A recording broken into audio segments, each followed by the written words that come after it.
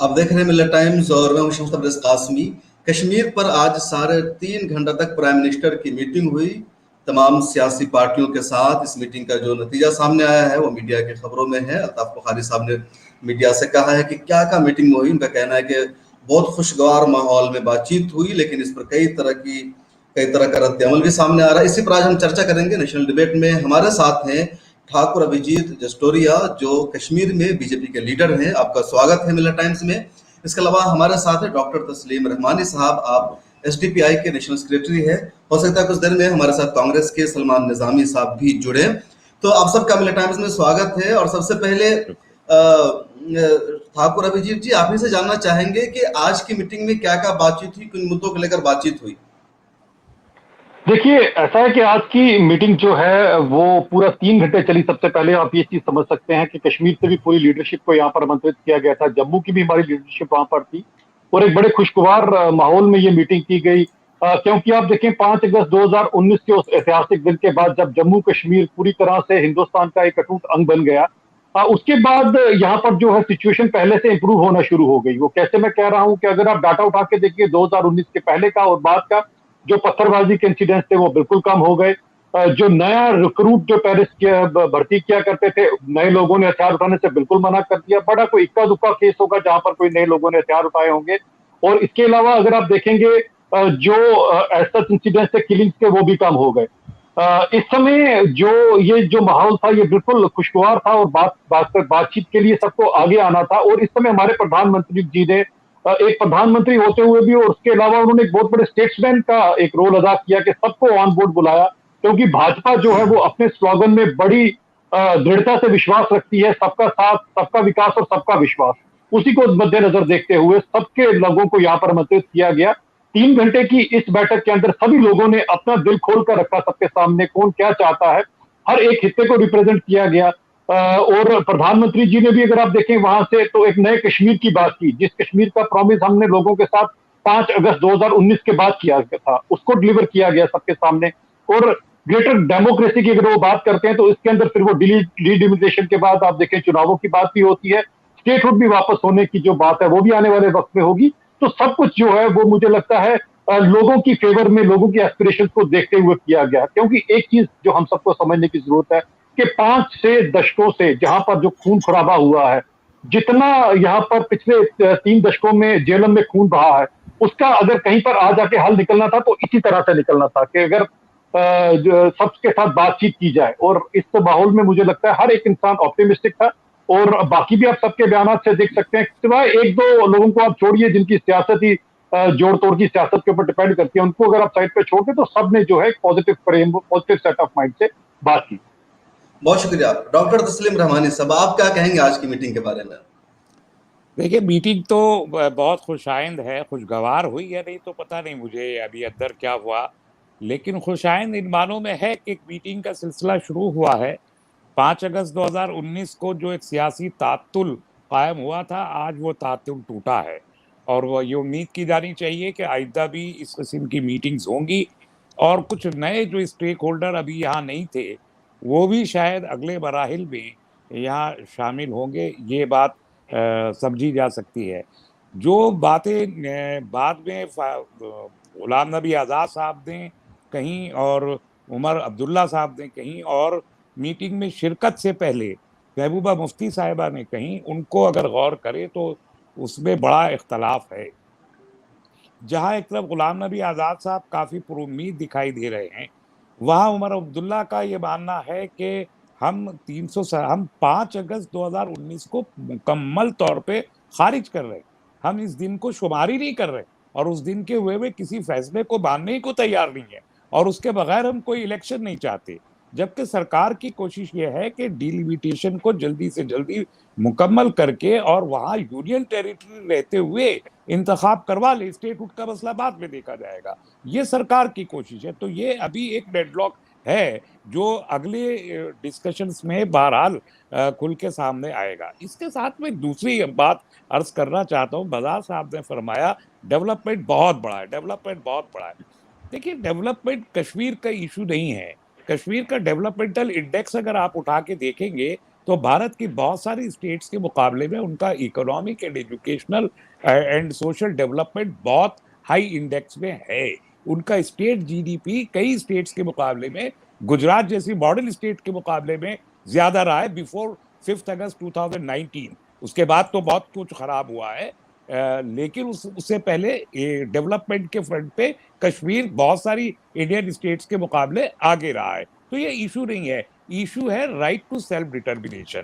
कश्मीरियों का इशू है, कश्मीर का इशू है राइट टू सेल्फ डिटर्मिनेशन। और अगर आप 370 जैसा उनका कॉन्स्टिट्यूशनल गारंटी को इम्पीच कर देंगे तो राइट टू सेल्फ डिटर्मिनेशन नहीं, सेल्फ स्टीम भी खत्म हो जाता है।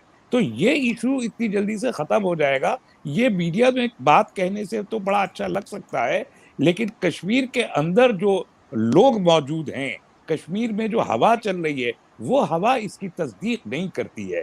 एक और बात मैं कह के जाना चाहता हूं, आज जो मीटिंग हुई है, ऐसा नहीं है कि जो वजीर आजम साहब ने फरमाया कि दिल और दिल्ली का रिश्ता और पहली मीटिंग कोविड के बाद इतनी बड़ी मीटिंग कर रहे हैं, तो ये सिर्फ इसी वजह से नहीं हुई है। इसके पीछे पूरी की पूरी एक डिप्लोमेटिक वर्क रहा है, एक बैकग्राउंड डिप्लोमेसी है, ट्रैक 2 की भी, ट्रैक 3 की भी, जिसने काम किया है। हमारे एनएसए और पाकिस्तान के एनएसए की बात हुई है, सरहद पर सीज फायर हुआ है। ये बहुत सारे काम हैं जो पिछले 3-4 महीने से हो रहे थे, वो इस मीटिंग का एक्चुअली प्रिपरेशन था। और वो उसका बैकग्राउंड ये है कि जो सूरत हाल अफगानिस्तान में है उसमें एक बड़ी तब्दीली आने वाली है।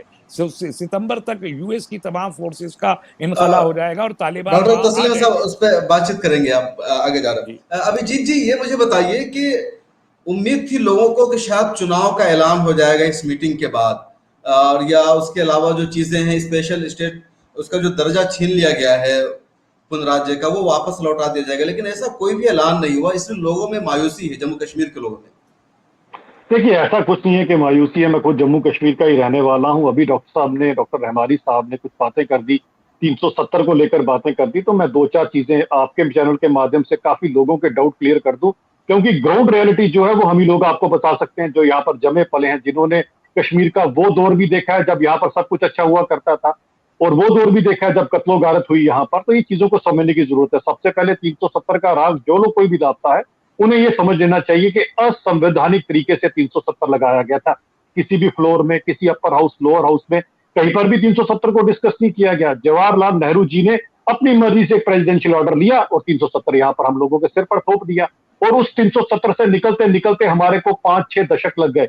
और ये तो भला हो कि 5 अगस्त 2019 के उस ऐतिहासिक दिन का कि हम 370 जैसे जो प्रावधान से बाहर निकल कर आ गए। नहीं तो इसके साइड इफेक्ट लोगों को पता ही नहीं है शायद, क्या यहाँ के लोग नहीं जानते कि वाल्मीकि समाज के साथ यहाँ पर क्या हुआ। जो कुछ लोग कुछ कुंभे उठाकर लाए गए थे पंजाब से अपनी गंदगी साफ करने के लिए, वो सारी जिंदगी बेचारे गंदगी साफ करते रहे।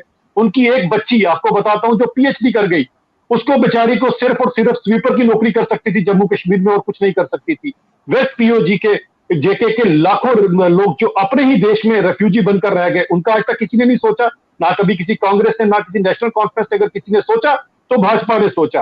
और तो और मैं आपको इसमें क्या बताऊं कि गोरखा समाज यहां पर है, वो भी अपने ही देश में एलियन बनकर रह गए। और इसके बाद आप देखिए, सबसे बड़ा एक पॉक्सो एक्ट होता है जो बच्चों के ऊपर यहां पर आज तक त्रासदी होती रही, उसको कोई भी बचाने वाला नहीं, लेकिन धारा 370 टूटने के बाद वो एक्ट भी अब यहां लग रहा है। तो जम्मू कश्मीर के लोगों को किस तरह से इससे निजात मिली है, ये हम जानते हैं, भाजपा जानती है, या जम्मू कश्मीर का एक आम नागरिक जानता है। क्योंकि बाहर बैठकर जब हम दूर से चीज को देखते हैं तो कुछ और दिखाई देता है। जितनी कत्लो-गारत यहां पर फैली थी, क्या आप लोग नहीं जानते? अभी भी कुछ हमारे, मैं कहूंगा, नासमझ नेता अभी भी पाकिस्तान को इन्वॉल्व करने की बात करते हैं। मैं पूछता हूं, पाकिस्तान कौन है इसके अंदर? आप खुद देखिए, आज से ठीक 2 दिन पहले एक हमारे सीआईडी इंस्पेक्टर की नौगाम में हत्या कर दी गई, पाकिस्तान के भाड़े के टटुओं के द्वारा कर दी गई। क्यों कर दी गई? क्योंकि पीस प्रोसेस की तरफ कश्मीर के सभी लीडर निकल पड़े थे, जम्मू के लीडर निकल पड़े थे। अब माननीय नरेंद्र मोदी जी ने सबको आमंत्रित किया था। अब कौन नहीं चाहता कि जम्मू कश्मीर में अमन हो? कम से कम हिंदुस्तान तो नहीं चाहेगा, हिंदुस्तान तो चाहेगा कि अमन हो। कौन नहीं चाहता? पाकिस्तान नहीं चाहता। ऐसा देश जो ऐसी निर्मम हत्या कर सकता है एक आम कश्मीरी की, एक आम लोगों की, सिर्फ इस प्रोसेस को डीरेल करने के लिए, ऐसे देश से आप क्या तवक्को रखते हैं? तो मुझे लगता है ऐसे देश की बात करना ये बड़ी गैर जिम्मेदाराना सी बात होगी। हम लोगों ने अपना जितना खून बहाया है, तो वो झेलम नदी से पूछिए कितना मासूम लोगों का यहाँ पर खून बहा है। अब एक मौका मिला है इससे बाहर निकल कर आने का। पिछले 2 साल का आंकड़ा उठाकर देख लीजिए किस तरह से हर एक चीज जो है वो बड़ी जल्दी से स्थिति जो है वो नॉर्मलिटी की तरफ जा रही है। और रही बात अगर आप डेवलपमेंट की बात करें तो पिछले 4 साल में देख लीजिए आप, IIT, IIM, एम्स, दो एम्स जम्मू कश्मीर में आ गए, सड़कें देख लीजिए आप, जितनी भी यहाँ पर डेवलपमेंट हुई है ये इन्हीं पिछले 3-4 सालों में हुई है। ये तो कोरोना काल बीच में आ गया, थोड़ा कोविड के कारण हम लोग पीछे रह गए, वरना आपको 4 साल में जिस नए जम्मू कश्मीर की प्रधानमंत्री जी ने आपसे वादा किया था वो अब तक बन चुका होता। बिल्कुल बदल लेकिन जाता जो 70 सालों में नहीं हुआ था। अभी कुछ देरी नहीं हुई, आने वाले वक्त में आप देखेंगे सब कुछ यहाँ ठीक होता है। डॉक्टर तस्लीम रहमानी साहब, क्या कहेंगे आप जो कह रहे हैं अभिजीत जी? देखिए, ये इतना आसान तो नहीं है जितना अभिजीत बजाज साहब ने फरमा दिया।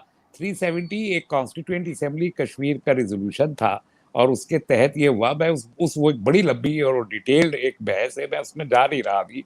अगर 370 इतना मामूली था और इतना ही सब था तो अभी कश्मीर के लोगों को तो बहुत ज्यादा खुश हो जाना चाहिए था। आज भी अगर कश्मीर की मेन स्ट्रीम पॉलिटिक्स उसको एक्सेप्ट नहीं कर रही और फारूक उमर अब्दुल्ला जैसा आदमी कह रहा है कि 5 अगस्त 2019 के डे को ही रिकॉग्नाइज नहीं करता, तो वहां भी कुछ सेंटीमेंट्स उन लोगों के होंगे। दूसरी चीज ये कि डेवलपमेंट की जो ये बात कर रहे हैं अभी, अब मुझे वहां की सिर्फ फ्रूट इंडस्ट्री जो वहाँ टूरिज्म एंड फ्रूट दो ही बड़ी इंडस्ट्री है, उसका क्या हाल है शायद बजाज साहब उसके स्टैटिस्टिक्स ना दे पाए। लेकिन एक बात ये याद रखिएगा कि कश्मीर को सिर्फ कश्मीरी नहीं जानते, कश्मीर इतना बड़ा इशू है कि सारी दुनिया के लोग कश्मीर को जानते हैं, कश्मीर को पढ़ते हैं और कश्मीर को समझते हैं। हम लोगों को भी अंदाजा, मैं खुद कश्मीर जाके आया हूँ और कई बार गया हूँ 5 अगस्त 2019 के बाद, हमको वहाँ का अंदाजा है कि वहाँ क्या सिचुएशन है। लेकिन उसका सबसे अलहदा मैं फिर कहूँगा कि आप एक इशू को मतलब इस तरीके से अगर आप चाहते हैं कि एक उलझे हुए दामन को झटका दे के छुड़ाना चाहते हैं तो दामन फट जाता है, तो फिर और सीने में बड़ी दिक्कत होती है, इतना इरेगुलर फटता है दामन। तो उस पे जितना जो सेंटीमेंट हैं कश्मीरियों के, उनको रिकॉग्नाइज किए बगैर आप किसी भी सॉल्यूशन की तरफ जाएंगे नहीं, नंबर 1। नंबर 2, कश्मीर एक इतना सा हिस्सा नहीं है कि आप सिर्फ जम्मू कश्मीर और लद्दाख की बात कर लें, उसके तार बहुत दूर तक फैले हुए, बहुत दूर तक फैले हुए हैं। और आप, मैंने अभी भी कहा, मैं फिर कह रहा हूं, सिर्फ कश्मीरी स्टेक से या भारत के स्टेक से कश्मीर का मसला हल अगर हो सकता तो वाजपेयी साहब आगरा में परवेज मुशर्रफ साहब के लिए रेड कारपेट न बिछाते, वो भी बीजेपी के थे। अगर मसला हल हो सकता होता तो फिर मोदी साहब बिन बुलाए नवाज शरीफ साहब के दस्तरखान को अटेंड ना कर रहे होते, फिर शिमला समझौता ना हुआ होता, फिर लाहौर एग्रीमेंट ना हुआ होता। ये सारी चीजें क्यों हुई? अब 2014 में मोदी जी की सरकार आने के बाद कश्मीर और के मसले पे पाकिस्तान और हिंदुस्तान के बीच वार्ता की शुरुआत हो रही थी, सिर्फ इसलिए रुकी वो, मतलब खुद मोदी गवर्नमेंट ने रिकॉग्नाइज किया कि हम पाकिस्तान के साथ बात करेंगे, और वो बातचीत सिर्फ इसलिए रुकी कि पाकिस्तान हुर्रियत को उसमें शामिल करने पे जोर दे रहा था, भारत का हमारा पक्ष नहीं था कि हुर्रियत उसमें हुर्रियत शरीक हो, सिर्फ इस वजह से रुकी, वरना इंगेज तो किया मोदी सरकार ने भी। तो आपका ये कहना कि वो स्टेक होल्डर नहीं है या क्यों बात करेंगे, मेरे और आपके कहने से नहीं होता, इंटरनेशनल कन्वेंशन है इस सिलसिले में, उसके तहत ही होगा। उसके बगैर मसला हल अगर आप करना चाहते हैं तो आप दामन फाड़ सकते हैं, मसला हल नहीं कर पाएंगे। ओके, आप कुछ कहना चाह रहे थे जी? मेरी आवाज आ रही है? क्योंकि यहाँ वीडियो रुक गया। आवाज आ रही है आपको मेरी? आ रही, आवाज आ रही है, कंटिन्यू। देखिए, मैं डॉक्टर साहब को एक चीज बता दूं कि डॉक्टर साहब ने टूरिज्म इंडस्ट्री की बात की, डॉक्टर साहब ने फ्रूट इंडस्ट्री की बात की, तो आंकड़े इनके पास नहीं है लेकिन मेरे पास है कि फ्रूट इंडस्ट्री जो है वो इवन कोरोना काल के अंदर भी जो है वो एट पार रही, डिग्रो नहीं की। और रही बात टूरिज्म की, तो जब कोरोना काल रहा तो टूरिस्ट पूरी की पूरी दुनिया में ही जो है टूरिज्म खत्म हो गया। कश्मीर और कोई अलग इलाका नहीं है उससे कि आप कहो कि इसका कारण कोई 2019 के साथ आप जोड़ के देखेंगे, उल्टा 2019 के बाद यहाँ पर सभी लोग आना चाहते हैं। लेकिन जिस तरह से अभी आहिस्ता आहिस्ता ये कोविड से हम लोग बाहर निकल के आएंगे, आप देखिएगा आज कितने सारे लोग हैं। अगर आप देखिए गुलमर्ग में एक होटल है फाइबर जिसे कहते हैं, उसकी अगले 6 महीने की आपको डेट ही नहीं मिलेगी। तो इस तरह से टूरिज्म जो है वापस बैक ट्रैक पे आ रहा है। रही बात, फिर से मुझे बड़ा दुख होता है कि जब आप लोग बार बार पाकिस्तान की बात करते हैं। एक बात तो सबको समझ लेनी चाहिए, अगर अटल जी ने यहाँ से एक दोस्ती का पैगाम बढ़ाया था तो उसके बदले में हमें क्या मिला? कारगिल मिला। अगर यहां से हम कोई भी उनकी तरफ हाथ बढ़ाते हैं, क्योंकि पाकिस्तान जैसा मुल्क जो है वो कभी शांति से बैठ नहीं सकता। पाकिस्तान की खुद की हालत जो है वो खस्ता है। उनकी सियासत किस पे चलती है? उनके पास एक ही तो मुद्दा है पूरी दुनिया को दिखाने के लिए, कश्मीर। और 5 अगस्त 2019 के बाद उनके पास है ये मुद्दा भी चला गया। तो मुझे लगता है कि इन बार बार पाकिस्तान का राग लापना ये ठीक नहीं है, कहीं ना कहीं लोगों को बरगलाने की बात है। वो 1% या 2% के वोट बैंक के लिए आज फिर कुछ लोगों ने उनको प्लीज करने के लिए बात की होगी, लेकिन मैं आपको ये एश्योरेंस दे सकता हूं कि ज्यादातर लोग जो हैं जम्मू कश्मीर के, वो आपके सब खून खराबे से निजात पाना चाहते हैं। ठाकुर देखिए जी, अभी अभिजीत जी, अभी आप ये कह रहे थे कि पाकिस्तान के पास अब मुद्दा खत्म हो गया, कश्मीर का राग नहीं अलाप सकता है। अभी जब ये मीटिंग की बात आई है तो महमूद कुरैशी ने यूएन को लिखा कि एक मरतबा फिर इंडिया पाकिस्तान कश्मीर में बड़ी साजिश रचने जा रहा है, तो कंटिन्यू इसको मुद्दे बना रहे हैं। जो अटैक है या जो दखल अंदाजी है वो भी रुक नहीं रहा कश्मीर में। तो जो मुद्दा था 370 को हटाने का या स्पेशल स्टेट बनाने का, वो सारी एक्टिविटीज तो जारी है कश्मीर में। इसके अलावा कल ही मैं कश्मीर टाइम्स के एडिटर से बातचीत कर रहा था, तो अभी भी मुकम्मल तौर पर हालात वहां काबू में नहीं आए, लोगों में डर और खौफ है, जमहूरियत रिस्टोर नहीं हुई है, मैंने सिचुएशन बरकरार है, तो लोगों को अभी भी आजाद माहौल में सांसें लेने का मौका नहीं मिल रहा है। कासमी साहब, एक बड़ी सिंपल सी बात है, मैं नहीं कहता कोई एडिटर आपको यहाँ से क्या बोलता है, उनका कुछ अपनी जरूर सोच हो सकती है चीजों को देखने की। किसने कहा जमहूरियत यहाँ पर जो है वो रिस्टोर नहीं हुई? आप डीडीसी के चुनाव देख लीजिए, सबसे बढ़ चढ़कर लोगों ने डीडीसी के चुनावों में हिस्सा लिया। क्या कश्मीर में डीडीसी के चुनावों में लोगों ने हिस्सा नहीं लिया? तो जमहूरियत पूरी तरह से रिस्टोर हुई है। जमहूरियत के अंदर लोगों का विश्वास है, जो पहले नहीं था वो अब जरूर है। क्यों नहीं था पहले? क्योंकि सन 87 का आप दौर याद कर लीजिए, किस तरह से नेशनल कॉन्फ्रेंस ने उस समय यहाँ पर रिगिंग की थी और सेंटर में कांग्रेस की सरकार थी। जब एमयूएफ नाम की एक पार्टी थी और जीते हुए लोगों को हराया गया और हराए हुए लोगों को जिताया गया, उसका कसूरवार कौन था? उस समय का सेंटर और स्टेट की जो गवर्नमेंट थी। तो जमहूरियत से लोगों का विश्वास तब उठा था। अब तो डीडीसी चुनावों के बाद सबका जमहूरियत में जो है वो पूरी तरह से विश्वास बना है। तो ये कहना और ये देखना और ये देखना, बराए करम, अरे आप पूरे का पूरा देखिए, पहले क्या था? आप मुझे पहले का पोल स्टैटिस्टिक्स बता दीजिए। पहले it was more, it was more than 40%। It was more than 35-40%। 12% तो अनंतनाग का है, 12% लेकिन तो अनंतनाग एक का मिनट है, और 24% श्रीनगर का है। और इससे पहले जो पार्लियामेंट्री इलेक्शन हुआ जिसमें महबूबा मुफ्ती अनंतनाग से जीती थी, 55% था। तो जमहूरियत में उस वक्त विश्वास ज्यादा था। फिर से आवाज हाँ, आप आवाज आ रही है आपकी? आपकी आवाज पूरी आ रही है बजाज साहब। आ रही है आपको आवाज? मुझे आ रही है आवाज आपको? जी जी जी जी। तो अभी जो हुआ है कश्मीर वैली के अंदर कम से कम 5 जिलों में 12%, 24 to 12% पोलिंग हुआ है डीडीसी के इलेक्शन में। और इससे पहले जो लोकसभा और इससे पहले जो असेंबली के इलेक्शन हुआ था उसमें 55% तक पोलिंग हुआ उन्हीं डिस्ट्रिक्ट्स में। तो जमहूरियत कब मेरे को डॉक्टर रहमानी जी की आवाज इतनी क्लियर नहीं आ रही, लेकिन सभी लोगों ने बढ़ चढ़कर हिस्सा लिया और ये रिकॉर्ड पोलिंग थी। जम्मू में भी और कश्मीर में भी रिकॉर्ड पोलिंग थी। लोगों ने अपनी मर्जी के नुमाइंदे चुने हैं, ये मैं आप सबको बताना चाहता हूं। और ये पीएजीडी अलायंस ने भी, सभी के सभी लोगों ने भी इसके अंदर अपनी शिरकत की थी। तो ये सोचना कि यहां पर कोई जमहूरियत नहीं है तो ऐसा बिल्कुल गलत रहेगा। यहां पर यहाँ का एक मैं हाथ जोड़ के पूरे हिंदुस्तान के आगे, सभी अपने मुस्लिम भाइयों के आगे भी एक रिक्वेस्ट करना चाहता हूं कि यहाँ के लोगों ने बहुत बहुत दुख सहा है। यहाँ बहुत खून बहा है पिछले 3 दशकों से। जेलम जो है वो कश्मीर के आम बेचारे इनोसेंट लोगों के खून से लाल हो चुकी है। अब आप सब जो हिंदुस्तान के बाकी मुसलमान भी हैं वो भी इनके साथ शाना बिशाना आगे चलें। एक अच्छी शुरुआत की तरफ हम लोग हैं। पाकिस्तान जो खुद एक भूखा नंगा देश है, जो लोगों के आगे कटोरा लेके भीख मांगता है, वो हमें क्या देगा? हमें जो कुछ मिलेगा अपने मुल्क से मिलेगा, इस हिंदुस्तान से मिलेगा। नहीं, मुसलमानों से क्यों जोड़ रहे हैं? भारत का इशू है, तस्लीम रमानी साहब कह रहे हैं। नहीं, कश्मीरी की बात की ना उन्होंने, मैं कश्मीरी मुसलमानों की बात कर रहा हूं कि हम सारे के सारे हिंदुस्तान के जो मुस्लिम्स हैं उनका एक दायित्व बनता है।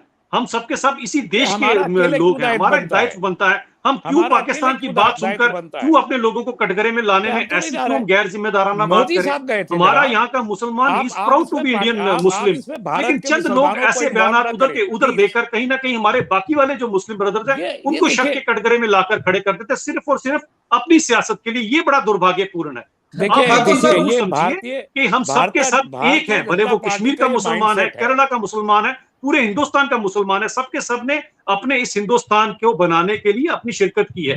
तो इनको साथ लेकर चलने की जरूरत है। आज आप फिर से पाकिस्तान का राग लापेंगे तो कहीं ना कहीं फिर आप सभी लोगों को कटघरे में लाके खड़ा कर देंगे। ठाकुर साहब, लेकिन कश्मीर का मसला आप कहां से, पाकिस्तान का राग बात कहां से आ गई? कश्मीर की बात हो रही है, आर्टिकल 370 की बात हो रही है, वहां की मीटिंग की बात हो रही है, पाकिस्तान का राग लापने की बात कहां से आ गई? पाकिस्तान को कश्मीर में क्या इंटरेस्ट है? पाकिस्तान को कश्मीर में कम से कम कश्मीरी ये पंडितों तो के साथ तो पाकिस्तान कोई का इंटरेस्ट इशू नहीं है है। और इसको आप जवाब देना आपको है। कासमी साहब इंडियन का गवर्नमेंट को पाकिस्तान जवाब को देना है कम से कम पाकिस्तान को। कश्मीर के कश्मीरी पंडितों के साथ तो कुछ लेना देना नहीं है, ये तो बिल्कुल आप नहीं मानते लेना हैं ना, देना। तो उनके साथ बिल्कुल कुछ लेना बिल्कुल देना नहीं है उनको। बिल्कुल। उनको क्यों आकर लेना देना है ये भी आप भली भांति जानते हैं, क्यों लोगों को बरगलाना है ये भी आप भले भांति जानते हैं। तो हम लोगों को चाहिए हम जिम्मेदार बने सबके सब, हम जिम्मेदारी से पाकिस्तान को जवाब दें देखिए कि भाई आप कौन होते हो, हमारे देश का मसला हम देखें, क्यों पाकिस्तान को लेकिन बीच में डालें हम? आर्टिकल पाकिस्तान 370 कौन की होता है हमारा बात मसला करना, सॉल्व करने वाला? लेकिन ठाकुर जी मेरा सवाल यह है कि आर्टिकल 370 की बात करना, वहां की इश्यूज पर बात करना, पाकिस्तान का राग अलापना तो नहीं है ना? नहीं नहीं, अभी इन्होंने बात की ना, अभी डॉक्टर साहब ने बात की कि यहां पर कुछ लीडर हैं वो अभी भी पाकिस्तान को इन्वॉल्वमेंट की बात कर रहे हैं, तो मैं उन लीडर्स को ये जवाब दे रहा हूं कि भाई पाकिस्तान कौन होता है? कासमी खुद साहब मैं देखिए, आप एक पूछिए मिनट जरा हाजिर हो नौगाम जाऊं के प्लीज। सीआईडी इंस्पेक्टर से जी जिसकी जी। परसों निर्मम हत्या कर दी, उनके बच्चों से पूछिए जरा आज पाकिस्तान भी कैसा देश है, देखिए, पूछिए अब जरा उनसे पाकिस्तान कैसा आज देश है, भी वो एक आपको मुसलमान बताएगा। की उसका बेटा या बेटी आपको बताएगी मेरे अब्बा को छीनने वाला देश कभी हमारा हिमायती नहीं हो सकता, वो हमारा सबसे बड़ा दुश्मन है, वो जरूर आपको बताएगा। अभी उनकी आंखों के आंसू सूखे नहीं है, किसी ने दो लफ्ज भी उस सीआईडी देखिए इंस्पेक्टर के कासमी लिए नहीं साहब कहे, लेकिन ये फिर जो भी कह अभी भी रहे कुछ हैं गैर जिम्मेदाराना लोग अपनी बात अभी भी को पाकिस्तान से ये बात करने का राग लाप रहे हैं। कितना अच्छा, एक दुर्भाग्यपूर्ण मिनट, अपनी रहमानी जिंदगी साहब है। कुछ बोल रहे हैं, उनको सुन लेते ये हैं जो जी, बोलिए रहमान इतनी जोर जोर से बजाज साहब बोल रहे हैं और इतना नॉन स्टॉप बगैर सांस लिए बोल रहे हैं, इससे फ्रस्ट्रेशन अंत का अंदाजा हो रहा है।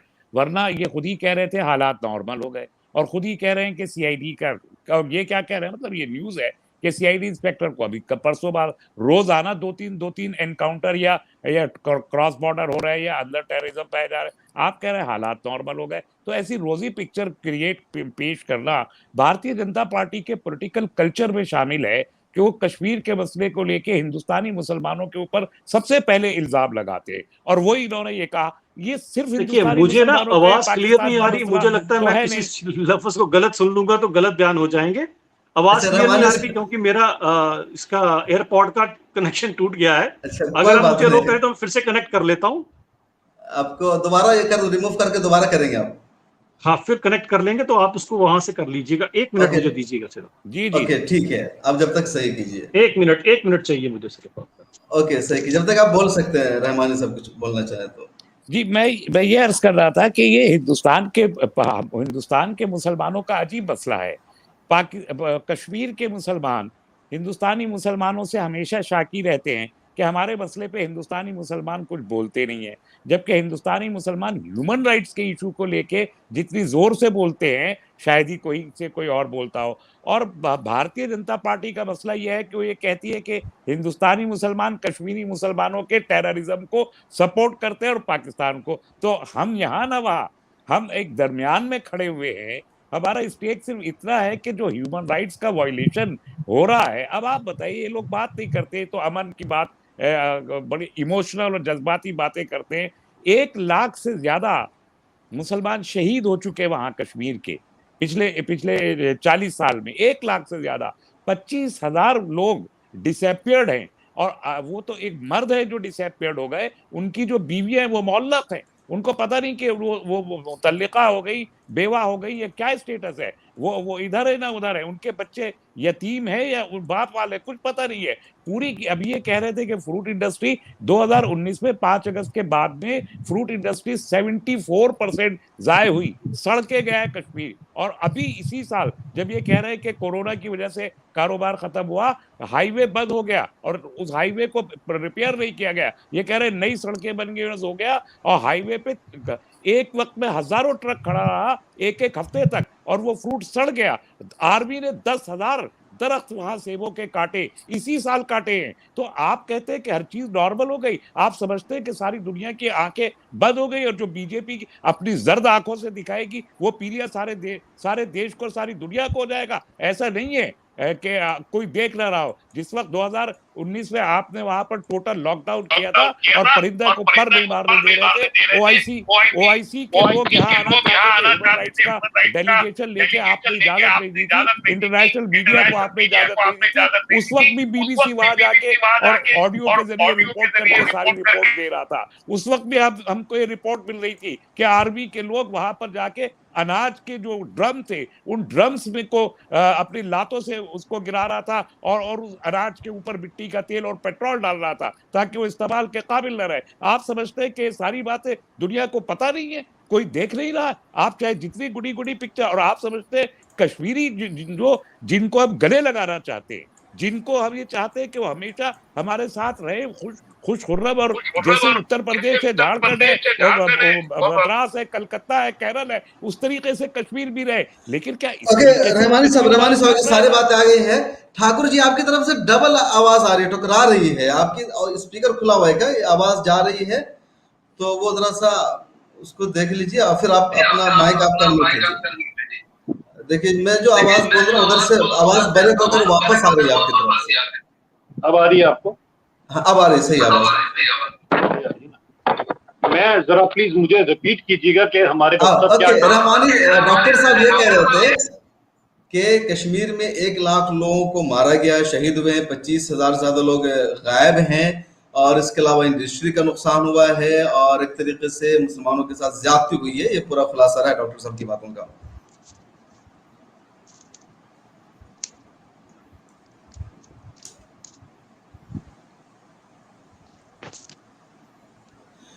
तो बहरहाल हम अपने नाज़रीन को जब तक अपडेट कर दें कि कश्मीर के मुद्दे पर आज प्राइम मिनिस्टर की सदारत में मीटिंग हुई है, और इस मीटिंग पर हम चर्चा कर रहे हैं। हमारे साथ जुड़े हुए हैं ठाकुर अभिजीत जस्टोरिया जी, जो जम्मू कश्मीर में बीजेपी के स्पोक पर्सन है और रिसर्च टीम का हिस्सा है। जस्टोरिया जी, आपका माइक सही हुआ? Hello, okay. फिलहाल हमारे साथ तस्लीम रहमानी साहब जुड़े हुए हैं। इंटरनेट तक सही नहीं हुआ है वहां। अच्छा जवान, फिर जुड़ गए दोबारा। जस्टोरिया जी कह रहे हैं कि अभी तक इंटरनेट सही नहीं हुआ है कश्मीर में। हेलो, आ रही आवाज आपकी? हेलो, आ रही आवाज, आ रही है आपकी? इधर की आवाज जा रही है आपको? जी बोलिए। ओके, ये जो सारे बीजेपी वाले इतने डेवलपमेंट का ऐलान कर रहे हैं, दावा कर रहे हैं, ये तरक्की हुई है, वो तरक्की हुई है, दूसरी तरफ आप कह रहे हैं कुछ नहीं हुआ है। सच मतलब, और जो चुनाव होना था, जो सबसे बड़ा मसला है, वो चुनाव कब तक करा सकते हैं ये लोग? चुनाव तो मेरा ख्याल है कि ये मिड 2022 में हो जाएगा। चुनाव का ये कि डिलिमिटेशन। जी आप बोलिए जस्टोरिया साहब, आवाज आ रही है आपकी? जी जी जी, आप एक बार प्लीज सवाल रिपीट कर दीजिएगा। सॉरी। रहमानी साहब कह रहे थे कि 1 लाख लोगों को मारा गया है जम्मू कश्मीर में, ये स्पेशल राइट्स हटाने के बाद आर्टिकल 370, 25,000 लोग गायब हैं, और सभी इंडस्ट्री का अच्छा खासा नुकसान हुआ है पहले से, और ये सच्चाई है जिसको आप लोग छुपा रहे हैं बोल करके। सच्चाई तो कभी छुपती नहीं है। ये अगर यहाँ से खुद होकर गए तो फिर पता नहीं है कहाँ से होकर गए। गली गली मेरे साथ आइएगा, मैं आपको पूरी सच्चाई कश्मीर की के गली की दिखा दूंगा, क्योंकि हम यहाँ पर जमे पले और यहीं पर ही हम लोग अब बूढ़े भी हो जाएंगे। तो बात ये है कश्मीर में कि जम्मू में? मैं कश्मीर में भी उतना ही होता हूँ जितना जम्मू में होता हूँ, ज्यादातर कश्मीर में होता हूँ। बेसिकली कहाँ से? बेसिकली हम बेसिकली जम्मू पे हो, पर मेरा ज्यादा मैं कश्मीर में ही होता हूँ। डीडीसी चुनावों में भी कश्मीर में ही। कश्मीर में है। आपके लोग इल्जाम लगाते हैं कि कश्मीरी पंडितों को, कश्मीर में हिंदुओं को मार मार करके भगा दिया गया है, और आप कह रहे हैं हम कश्मीर में पले बढ़े हैं, बूढ़े हुए हैं। तो ये डबल स्टैंडर्ड आप लोगों का क्यों होता है? अरे भाई, कश्मीर में बहुत जुल्म होता है।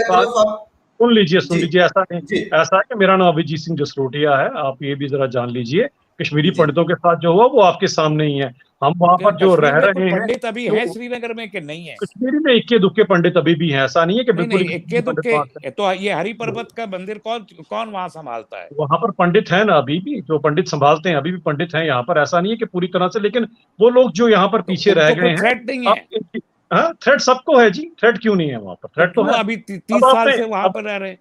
अब आप सुने, अपना देश है, कहाँ छोड़कर जाएंगे? अपनी जान की बाजी लगाकर बैठे, हम डरते थोड़ी ना। अपनी जान की बाजी लगाकर बैठे, हम क्यों डरेंगे किसी से? हम पाकिस्तान जैसे मुल्क से डरने वाले लोग थोड़ी ना। हम अपनी जान की बाजी लगाकर बैठे हैं, हमें पता है, हमने सीने पे गोलियां खाई है। मेरा ट्रैक रिकॉर्ड निकाल लीजिएगा। सीने पे, ये इसी सीने पे यहाँ गोली खाई है जनाब। वो भी टेररिस्टों से लड़ते हुए आप हमें क्या सिखाएंगे? वहाँ स्टूडियो में बैठ के बातें करना बड़ा आसान है। हम वहां पर रह रहे हैं और सिर पे कफन बांध कर रह रहे हैं। यहाँ पर सिर्फ हिंदुओं ने नहीं, भाजपा के मुसलमानों ने भी अपने प्राणों की आहुति दी है हिंदुस्तान के झंडे को बुलंद रखने के लिए। बात वही है, बात वही है कि जब सब कुछ ठीक ठाक अच्छी तरह रह रहे हैं, आंकड़ा बता रहे हैं, जो आंकड़ा आप बता रहे हैं, ये 3 दशकों की यहाँ पर प्रॉब्लम है। पूछिए ना उन पार्टी से सन 87 में इनको क्या हुआ था, क्यों उन्होंने रिगिंग की थी, क्यों ऐसा काम किया था यहाँ पर? अगर हर एक पार्टी कश्मीर की कसूरवार हो सकती है, लेकिन सिर्फ भाजपा एक ऐसी पार्टी जो कश्मीर की कसूरवार नहीं है। हर एक पार्टी ने यहाँ पर सियासत गलत की होगी, हमने कभी गलत सियासत नहीं की है। हमारे लोगों ने अपने प्राणों की आहुति जरूर दी है ताकि हिंदुस्तान का झंडा बुलंद रहे, हिंदुस्तान की बात बुलंद रहे। इसीलिए हम लोग यहाँ पर डटे हुए हैं और डरने वाले लोग गुलाब सिंह डोगरा, पाकिस्तान के गुलाब सिंह भाड़े के डोगरा कसूर से से, डरने वाले लोग नहीं है। सीना ठोक के गुलाब सिंह, हर एक गुलाब सिंह डोगरा, का मेरा नाम सुनिए, प्लीज गुलाब, प्लीज सुनिए रहमानी साहब, मेरा नाम गूगल कीजिएगा। अभिजीत सिंह जसरोटिया ने टांगा रैली की, वो भी गिलानी के घर के बाहर, और वो भी सोपर में। जरा ट्रैक रिकॉर्ड का गूगल करेंगे, आपका बहुत डाउट क्लियर हो जाएगा। तो शेर लोग हैं, हम डरने वाले लोगों में से नहीं है। लेकिन रही बात कि यहाँ पर सिचुएशन कैसे नॉर्मल हो, इसके लिए हमें आप बगैर मदद सिक्योरिटी चाहिए। के वहां पूरे चलते हिंदुस्तान की क्योंकि मदद यही तो चाहिए। सब लोग कह रहे हैं कि हालात अच्छे हैं, सब लोग फख्र के साथ रह रहे हैं, मुकम्मल आजादी के साथ रह रहे हैं, लेकिन आप ही लोगों की तरफ से डबल स्टैंडर्ड बताया जाता है कि वहां कश्मीरी पंडितों पर जुल्म होता है, मुसलमान मारते, कत्ल करते। वही हम अच्छी बात है भाई साहब, पंडित चले गए वहां से, पंडित रह गए। ओके जस्टोरिया जी, कंक्लूजन की तरफ आते हैं, कंक्लूजन की तरफ आते हैं। आधे घंटे हो चुके हैं आपके, हमने इतना ही वक्त लिया था, आपको दूसरे चैनल पर भी जाना है। ये आखिरी सवाल ये है कि चुनाव कब तक होने की उम्मीद है, और जो अगली सरकार बनेगी क्या वो आपकी अपनी पार्टी होगी जिसको आप लोगों ने खड़ा किया है, या नेशनल कॉन्फ्रेंस और पीडीपी को भी कुछ मौका मिलेगा? देखिए, पहली बात यहाँ पर ये है कि अभी आपके सामने जो इंतखाबात हुए थे डीडीसी के, उसके रिजल्ट जब आपके सामने आए तो ये सारे के सारे मिलकर भी जो है हमारा मुकाबला ना कर पाए। भाजपा जो है सिंगल लार्जेस्ट पार्टी उभर कर सामने आई, और सबसे बड़ी बात इतिहास ये हुआ कि 3 हमारे डीडीसी मेंबर जो है वो कश्मीर से भी जीत कर आए।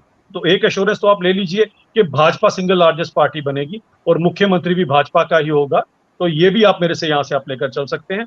बाकी आने वाले वक्त में क्या होता है वो तो वक्त ही बताएगा आपको, लेकिन एक चीज जरूर एश्योरेंस है कि यहाँ पर अमन सुकून जो है वो वैसा ही लौटेगा जैसे सन 87 से पहले का था। यहाँ पर उत्तर प्रदेश जैसा हाल तो नहीं ना होगा कश्मीर का?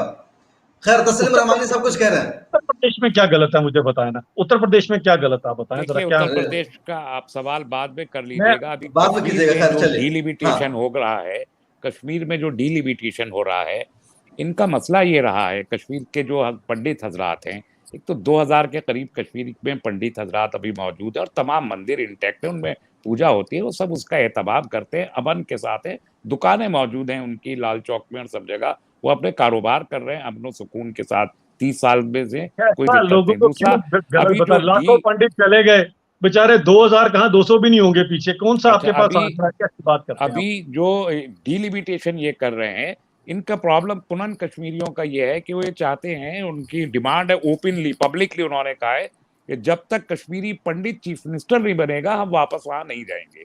और अलग से उन्होंने डिमांड की है 3 जिलों की, हमारा ये बारामूला, श्रीनगर और अनंतनाग, 3 जिलों की। और उस नक्शे को अगर आप देखें तो 3 जिले ब्लॉक कर देते हैं बाकी कश्मीर को। तो एक नया इजराइल बनाना चाहते हैं कश्मीर के ये पुनः कश्मीरी वहां। और जो डिलिमिटेशन कर रहे हैं, ये कहते हैं कि जम्मू की सीटें कम है तो जम्मू रीजन में सीटें बढ़ाएं और कश्मीर रीजन में सीटें कम करें, ताकि जम्मू रीजन में छोटी छोटी सीटें कर देने से वहां पर ज्यादा बड़ी तादाद में ये लोग जीत के आए और वहां सरकार बनाने की कोशिश कर सकें। तो वो एक कवायद है जो डिलिमिटेशन के नाम पे ये चल रही है, जिसे वहां पीडीपी और एनसी और कांग्रेस ने भी उसे कबूल नहीं किया है, लेकिन चल रहा है डिलिमिटेशन। अच्छा जस्टोरिया जी, सवाल है कि पहले से वहां विधानसभा के हलके बने हुए थे, स्टेट का दर्जा खत्म कर दिया आपने, फिर दोबारा से नई हदबंदी क्यों की जा रही है विधानसभा की? क्या इसका वही मकसद है जो तो रहमानी साहब कह रहे हैं? पहले देखिए, रहमानी साहब को मुझे पता नहीं कहां से उन्होंने ये गलत फहमी और गलत इंफॉर्मेशन लेकर आए हैं। ऐसा कुछ नहीं होने जा रहा है, कोई डिस्ट्रिक्ट किसी के लिए रिजर्व नहीं किया जा रहा, और बाय द वे डिस्ट्रिक्ट कभी किसी के लिए रिजर्व किया भी नहीं जाता हमारे देश। नई हदबंदी की वजह क्या है? नई हदबंदी की वजह, अब नई हदबंदी की आपको बताते हैं कारण क्या। नया हदबंदी का कारण ये है कि यहाँ पर नई तरह से कॉन्स्टिट्यूएंसी इसलिए डिफाइन करनी है कि पहले लद्दाख भी हमारे साथ हुआ करता था, अब लद्दाख नहीं है, उनकी सीटें भी हैं, और पहले से भी यहाँ पर सीटें बढ़ने की बात है। और जब भी सीटें बढ़ेगी, आपको आपके चैनल पर आपको मैं एक चीज अश्योर कर देता हूँ, जो भी होगा देश का डिलिमिटेशन होने वाला है। सुन लीजिए ना, मैंने आपको रोका, आप मेरी पूरी बात सुनिए। आपने इतनी बेतुकी लॉजिकल बातें की, मैं फिर भी आपकी बात सुनता रहा, आप कम से कम लॉजिक की बात सुन लीजिए जनाब। ऐसा है कि जब भी होगा, आपके सामने अभी डीडीसी के चुनाव हुए थे, जितने जम्मू में थे उतने ही डीडीसी कश्मीर में बनाए गए। ये भाजपा है, ये वो एनसी नहीं है जिन्होंने सन 53 में 18 लाख पॉपुलेशन थी कश्मीर की और 20 लाख जम्मू की थी, और नुमाइंदे उनके ज्यादा और हमारे कम थे। हम ऐसी नाइंसाफी करने वाले नहीं है, हम सबके साथ इंसाफ करेंगे, बराबर जम्मू और बराबर कश्मीर को बराबर कश्मीर को भी उतना हक मिलेगा जितना जम्मू को मिलेगा। भाजपा के लिए जम्मू और यस कश्मीर उनकी